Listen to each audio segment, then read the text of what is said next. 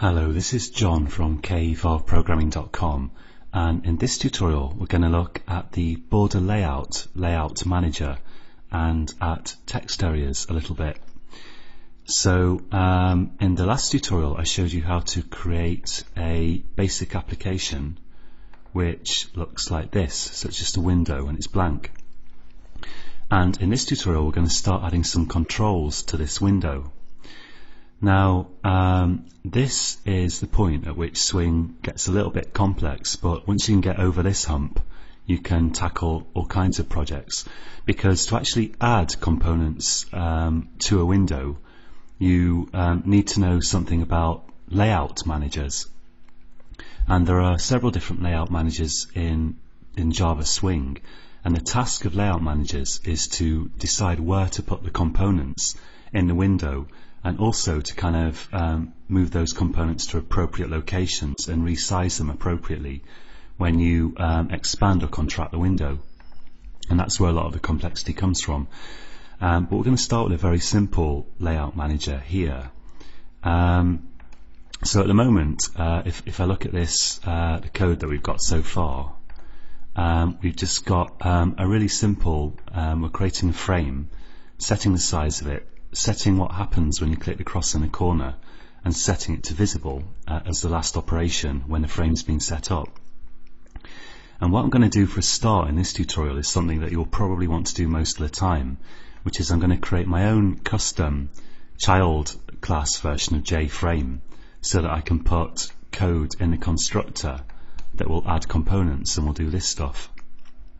So let's just right click the default package here and go to new class, and I'm going to create a new class called mainFrame, and that's going to extend JFrame. So a handy tip is to give your child classes names that reflect what kind of thing they are. So if you're creating a customized button, call it something or other button, and a customized frame, something or other frame, and so on, which will kind of help you keep track. And I'm going to give this a constructor, so public main frame, like this. And the first thing I'm going to do here, let's take a look at this app again. So here we're setting the title by calling this constructor of JFrame, and I'm going to move that code into here. I'm going to say super to call the superclass constructor. I'm going to say in there hello world. So that's kind of equivalent to, whoops, didn't mean to do that. That's kind of equivalent to this code here.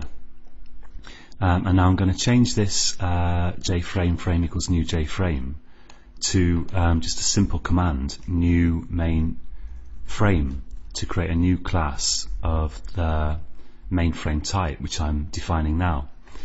And let's get rid of that, and let's take this code and move it into the constructor of my new class. So my main method is just going to be very simple. It's just going to run this mainFrame object. Let's save that, and then I'll go to mainFrame, and in the constructor I'll paste this in, and now we don't need this frame reference because we can call the methods of the parent class directly like this.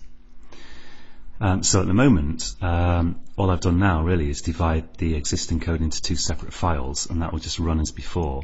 But now it's kind of neater to add more components to mainFrame.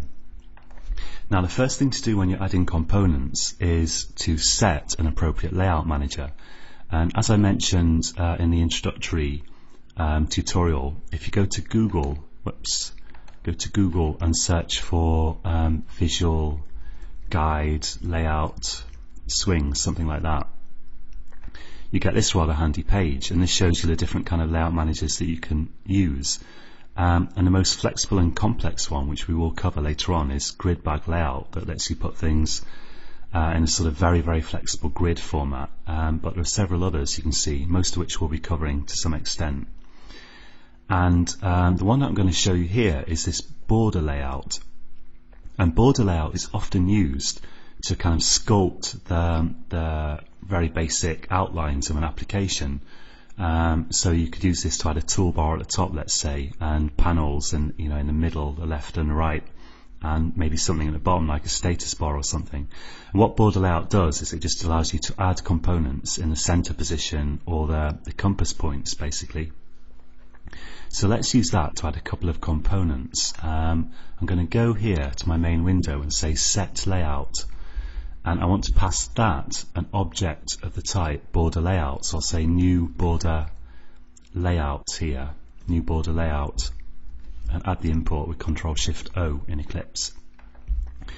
And then let's create a couple of components that I want to add, and you'll often want to create your components as private instance variables so that you can access them from multiple methods, although that's not always necessary.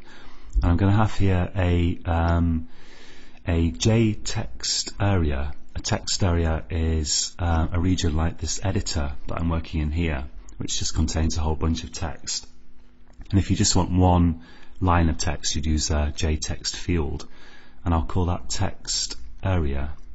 And I'm going to add the import there, and then I'll also have a private JButton.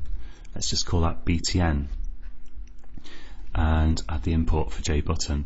And you can either create your new components directly here, in which case they'll be created of course when a class is loaded, or you can create them in your constructor, in which case they'll be created when the object is created. I don't see that it really makes a huge amount of difference, but I'm going to say text area here equals new JText area, like that, and I'm going to say button equals new JButton, and let's just put some text on that button that says click me.